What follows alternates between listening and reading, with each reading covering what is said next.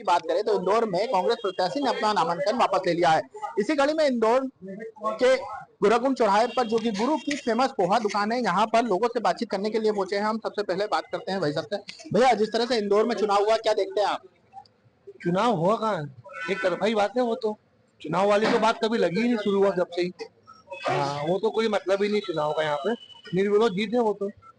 जिस तरह से कांग्रेस बोल रही है नोटा उपयोग करो और तमाम तरह की बातें कर रही है, लोकतंत्र की हत्या होगी, किस तरह से देखते हैं? अब ये बातें तो अब सभी लोगों के सामने है और अपना अपना ओपिनियन नतीजों के साथ में सामने आ ही जाएगा। लेकिन नोटा के साथ जाने का एक विकल्प कांग्रेस बोल रही है, क्या जाएंगे आप इस तरह? अब जिन लोगों का मत कांग्रेस के पक्ष में, देखो वो क्या निर्णय लेते हैं। बाकी नोटा के साथ में जाना मैं तो गलत समझता हूँ। यहाँ पर और भी लोग मौजूद है। भैया, इंदौर के लोकसभा चुनाव की बात करें तो क्या कहना चाहेंगे? फिलहाल यहाँ पर कुछ युवा भी, यहाँ पर कुछ और लोग भी मौजूद है। भैया, लोकसभा चुनाव चल रहे हैं। हम पोहे खाने आए खाली। नहीं, पोहे खाने आए, लेकिन इंदौर के लोकसभा चुनाव की जानकारी है कि नहीं, क्या हो रहा है? भैया, जिस तरह से लोकसभा चुनाव चल रहे हैं, क्या कहना चाहिए? भैया, लोकसभा चुनाव चल रहे हैं, क्या कहना चाहेंगे जिस तरह से इंदौर की स्थिति निर्मित है? इंदौर के अंदर जो अभी कांग्रेस का उम्मीदवार बैठ गया है और कम से कम 10 लाख वोटों से ऊपर से शंकर लालवानी जी जीतेंगे। लेकिन जिस तरह से स्थिति निर्मित हुई, कांग्रेस कई तरह की बात, अच्छा तो नहीं हुआ हमारे हिसाब से, क्योंकि उनको जनता का समर्थन तो मिल ही नहीं रहा ना।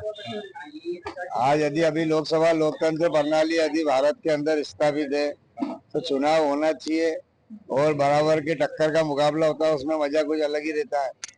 अब ऐसे निर्विरोध जीत गए तो जनता का तो मत मिला ही नहीं ना उनको। जनता क्या चाह रही थी, ये किसने देखा? लेकिन कांग्रेस कह रही है कि नोटा का प्रयोग करो, क्या जनता जाएगी नोटा के साथ? अब देखो, अब ये तो जनता का मत है। यदि यदि उनको बीजेपी को वोट नहीं देना है और कांग्रेस को वोट देने की इच्छा थी तो नोटों में जाएगी।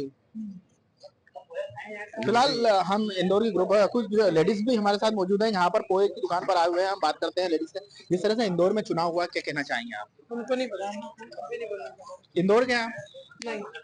बाहर से आए हैं। लेकिन इंदौर का पूरे देश में फेमस है। जिस तरह से हुआ घटनाक्रम, कुछ आप जिस तरह से, मुझे तो कुछ पता ही नहीं। जिस तरह से यहाँ पर नामांकन वापस ले लिया कांग्रेस के प्रत्याशी। भैया क्यों जबरदस्ती, हमको कुछ भी नहीं पता, हमको बोलना ही नहीं है। जिस तरह से तब भी एक लोकसभा चुनाव चल रहे हैं, वोटिंग करने जाते हो कि नहीं आप जहाँ पर भी रहते हैं? वोटर लिस्ट में नाम ही नहीं है मेरा। अच्छा, फिलहाल ये कुछ लेडीज थी जिनका कहना है कि हमारा वोटर लिस्ट में नाम नहीं है। और फिलहाल लोकसभा चुनाव में जो इंटरेस्ट लोगों का बाकी था वो फिलहाल यहाँ पर गायब होते हुए नजर आ रहा है। फिलहाल आप देख सकते हो यहाँ पर कई लोग मौजूद है। भैया, लोकसभा चुनाव चल रहा है, इंदौर को लेकर क्या कहेंगे जिस तरह से इंदौर में कांग्रेस का प्रत्याशी गायब हो गया? कांग्रेस का प्रत्याशी गायब हो गया, नामांकन वापस ले लिया। हाँ, उसके बाद क्या हुआ? क्या आप चुनाव होंगे जब देखेंगे। इंटरेस्ट है कुछ किस तरह का लोकसभा चुनाव में, यानी ऐसा कुछ होना चाहिए? हाँ, जिस तरह से नामांकन वो तो सबको पता है कि यहाँ पर बीजेपी का गढ़ है पूरा इंदौर, तो जीत तो उनकी थी। तो वो तो नाम वापस भी ले, पर ये है थोड़ा अंतर कम ज्यादा से जीतते, पर अब देखते हैं वोटिंग परसेंट कैसा होता है, उस हिसाब से डिपेंड करेगा।